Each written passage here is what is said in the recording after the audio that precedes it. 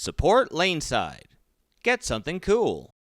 Hey everybody, and welcome to another edition of Laneside Reviews. As always, I'm the bearded beast, Rob Johnson, joined once again by Scoops Porter. And we've got some really exciting stuff to show you on this episode, so why don't we take it Laneside and see how it's stacked up. So here we have the ZING Hybrid. Now this features the same cores we saw in the original ZING and the Forged 2 Hybrid cover stock. Now unlike most pearls that we've seen in other companies, this is an additive package that creates the hybrid. Now to take advantage of this this very aggressive cover, we've put a faster response layout on it, 70 by 3 3/4 by 20, and we haven't altered the surface from the 500-1000 Crown Factory compound. All right, guys, here is Wayne Porter, our speed dominant player. He's bowling on an easy house shot. Now, this is a heavy angular ball right out of the gate. Yeah.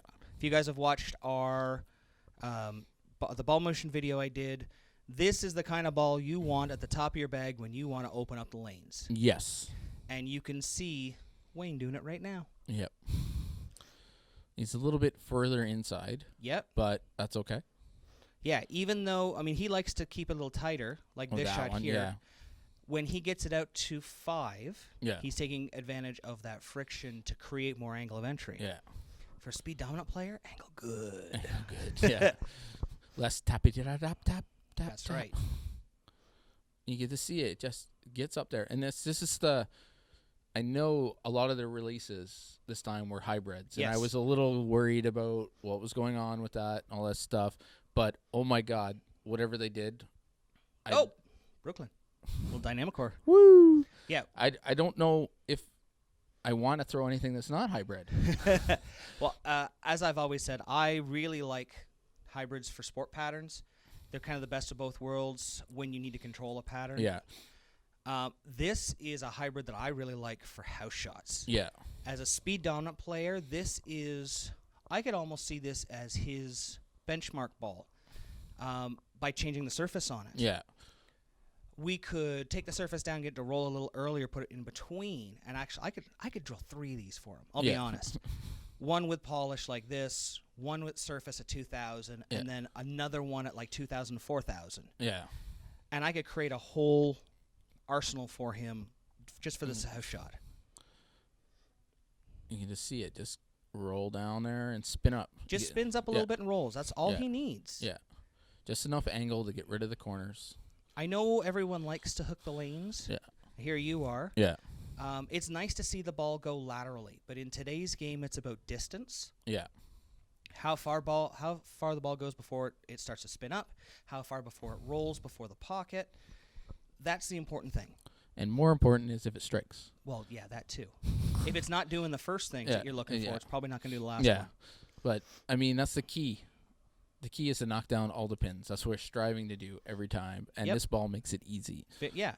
For Wayne, it allowed him to open up, create a little more angle. Yeah. For you, you've been able to move left. Yeah. And as we've seen with a few of the other releases this time, you can throw this to the friction and not be afraid of it overhooking. Taking off, like you do sometimes with the angular balls that are polished and stuff like that. You get it out in the friction because if you keep it in oil, it doesn't want to finish till late, till it sees friction. And you see the friction too early, and then it goes across. And you might be in the pocket, but you might be leaving like 4 9s, 10s, 7-10s. Yeah, stuff like that. Where this one, I don't think that would be too much of an issue. I agree. Right? The distance that this ball travels before it spins up at this out-of-box surface is really good for house shots. And I could see changing the surface on this, probably hitting it at like 500, 4,000 to really get it to come towards you and hook early. It would actually look like more like the original ZING. Yeah. But even further than that, like I said, taking it to 2,000, 4,000, making it really angular down lane. Yeah. It's very...